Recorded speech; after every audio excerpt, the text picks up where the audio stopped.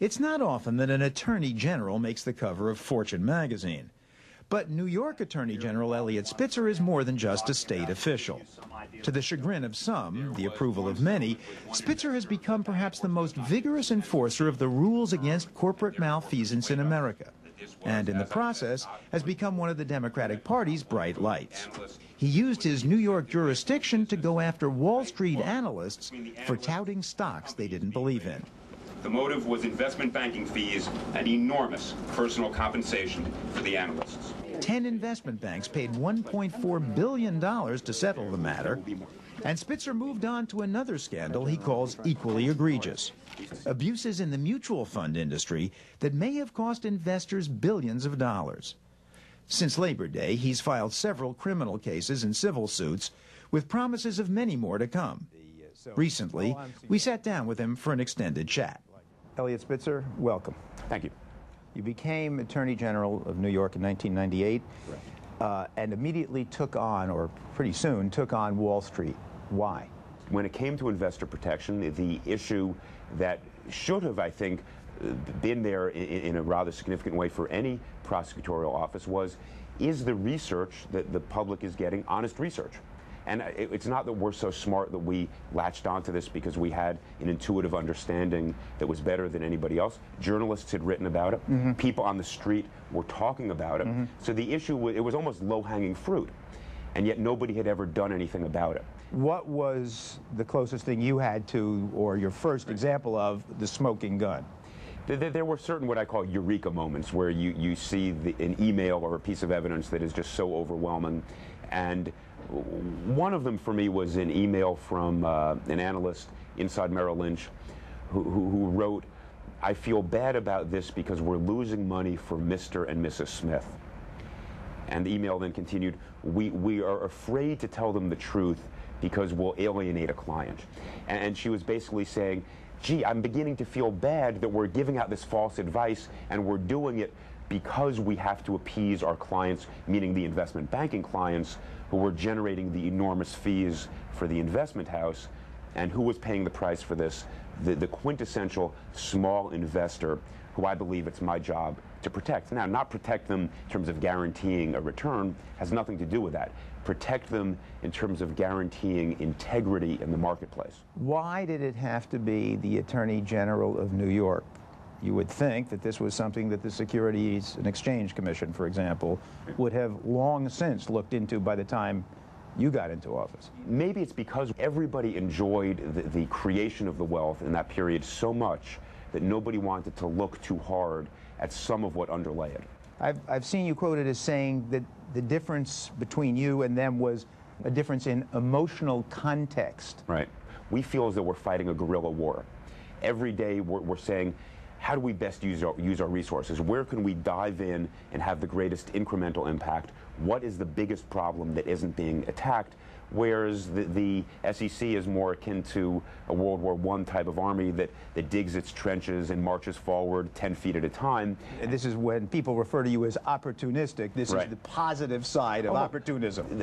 Opportunism is what prosecutors should try to be, because we will never have the resources to find every impropriety out there. What we have to do is make it clear to those who are trying to play games that there is a sufficient likelihood of their being caught and a sufficiently significant risk, downside risk once they are caught, that they're going to say the risk-reward ratio doesn't make it worthwhile. Could you have gone further, that is, pursued some of these people criminally, and if so, why didn't you? There's no question we could have indicted some of the individuals criminally. We could have indicted some of the companies, some of the major entities criminally. And perhaps the hardest decisions last year related to that very issue. Should we have indicted a Merrill Lynch or a Solomon Smith Barney, some of the other major investment houses? The way, for example, Arthur Andersen was. And it was a very tough decision, and the judgment call that I made, I think it's the right judgment call, was that we did not want to destroy a Merrill Lynch or a Solomon Smith Barney. We wanted to change the rules of the game. The rules of the game were fundamentally flawed when it came to the way research was being generated, when it came to the dynamic between research and investment banking. Had we indicted the companies, it could have been a cataclysm for the capital markets that I think at the end of the day would have been more damaging than fruitful. But you could have indicted the individuals. I mean, there are so few white-collar criminals who actually are indicted, much less go to jail in this country, even after convicted. Here's the distinction. When it came to the research cases last year, as I said, our objective was to change the rules. There was an accepted set of rules by which everybody was playing. And it seemed almost a little bit unfair to say to them, we're now changing the rules and we're going to prosecute you because you're not playing by the new rules. Now this year, in the cases we're making with respect to mutual funds, we have already brought multiple criminal cases and people are going to go to jail because they were breaking rules that were understood and that were accepted, and that the rules were proper, but they were breaking them. Last year we had to change the rules because the entire system was corrupted. So there's a difference there. What do you think the worst abuses are that you've seen?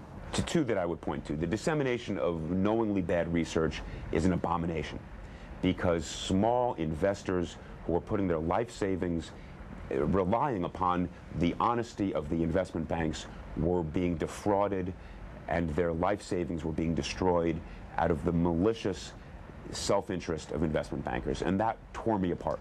Just as bad is what some of the mutual funds have been permitting, which is the late day trading and the timing, which again amounts to an enormous transfer of wealth from your long-term investors, mom and pop investors, to the highly sophisticated, whether they're hedge funds or others, who are trading in and out, taking advantage of the game, and the mutual funds and others have permitted this. Why? Because they got some extra money. And who loses? Again, the mom and pop investors who are investing based upon the goodwill and presumption of integrity of these institutions. A finance professor I know has often talked about Wall Street as a game of the wolves living off the sheep. That is, the insiders living off the outsiders, the individual investors. Right. Here's the interesting thing about the market over the last 10 or 15 years. There's been a conscious effort on the part of the investment houses, the mutual funds, to democratize the marketplace to the point where 80 or 90 million Americans now do have capital invested, equity investments in the marketplace, and that's great. It's good for the capital markets, more capital flow, more equity for our businesses, pure upside to that. The consequence of that is that there are more and more less sophisticated investors whom we have to protect. If the only investors on Wall Street were the 10 major investment houses, we could almost say, look, you guys are all sophisticated, smart, you're all wolves. And the wolf, the best wolf will win, but you're all wolves and go at it. Because there are now 90 million sheep, we've got to protect those 90 million sheep from the 1,000 wolves. And that's why the job is getting more complicated.